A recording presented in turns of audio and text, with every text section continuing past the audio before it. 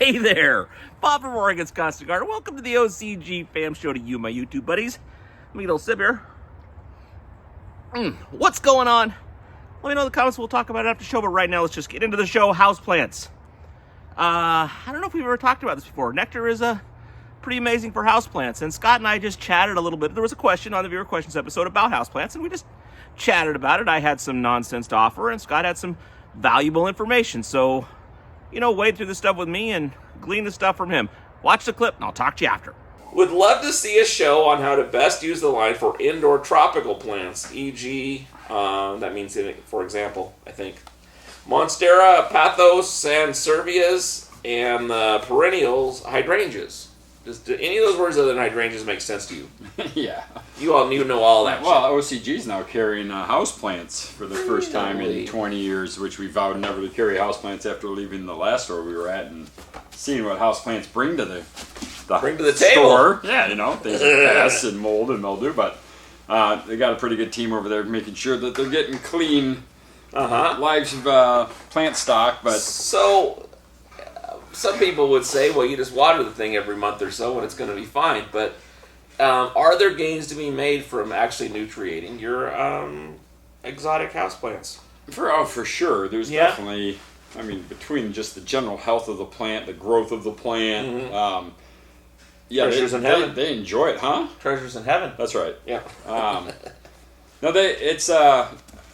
To go into detail, it would be, an entire new show, which will be something we're going to do on this Amazon thing. But holy shit, look at it's blooming 5 times, not one time. It's, It made the bankers give us a seat at the table when we needed another loan when we gave him some of our Gaia to feed his orchids. And then he was like, oh my gosh, my orchids won't stop blooming. Once one spike dies, a new spike forms. Or, when you give them the right forms of digested for nutrition, their ability to just be healthy and grow and perform and flower. And if you have flowering indoor perennials or flower tropicals, they just want to flower so much more.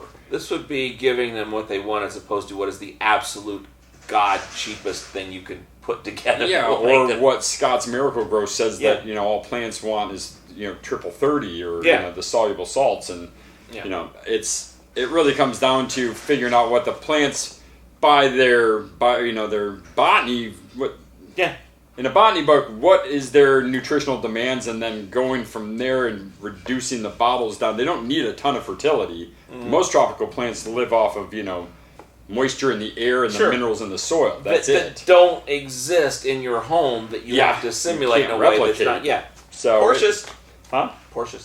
Porsches. If you look at the Dodge and the Ferrari and all these things, they'll always tell you how much horsepower it has.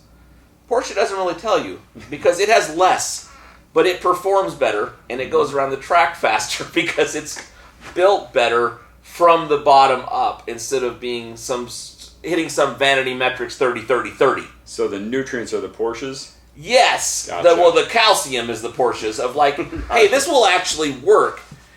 The other thing too is funny is like you take a Porsche and you want to make your Dodge go faster. You spend $800 or $1,200, whatever, on a turbo, and it goes way faster. You'll spend $45,000 to get 5 more horsepower out of your Porsche. Oh, yeah. Because they've taken this little thing and made it perfect. Oh, yeah. And there's really no way to make it better, and that is God or the Holy Spirit or the natural energy of the universe have made everything pretty perfect. And to fix that, maybe you should just give it what it wants instead of trying to improve upon it with some sort of synthetic cater thing. to it. Yes. And then just don't overfeed it, because I think most people overfeed their tropicals. Yeah. I think people overwater their tropicals, and most houseplants' death are drownings. Yeah. So it's avoiding the heavy moisture. This person knows how to treat their houseplants already. But I think if it came down to it, for the most part, depending on if they're flowering tropicals, non-flowering tropicals, it really comes down to I use either the Gaia Medusa, just Medusa Athena. Demeter's often and a lot. But we'll do more shows on the tropicals. I know at home I have my own orchids. I've got a few different tropical plants. I live in not in the best sun location, so I don't get a lot of indoor sun. Yeah, it's like a little hole in the sky from the trees. Pretty much. It's a little tiny divot. So. Yeah. I can't go in depth on this show, but we are planning on doing more and showing more and via videos and how-tos and soil drenches and and how often. Right now, if you're using like the Spartan or the Greek regimen, taking your excess from those feedings and diluting it down about 50% and using that instead of discarding it, but adding that to your houseplants. A little bit left, put some water in it, pour it out. I'll love you for that. But overfeeding them is probably your second biggest killer versus watering too much. One shot. Oh yeah, no. Big, yeah. Yeah. Okay. Yeah, because it just takes the guesswork out of everything else. So it's like using your Peters time release slow pelleted chemical. Scratch a little into the soil. Natural. So yeah, top dress it, throw a little extra around the soil. Okay, good answer. Okay, what do you think of that? Informative, entertaining, helpful?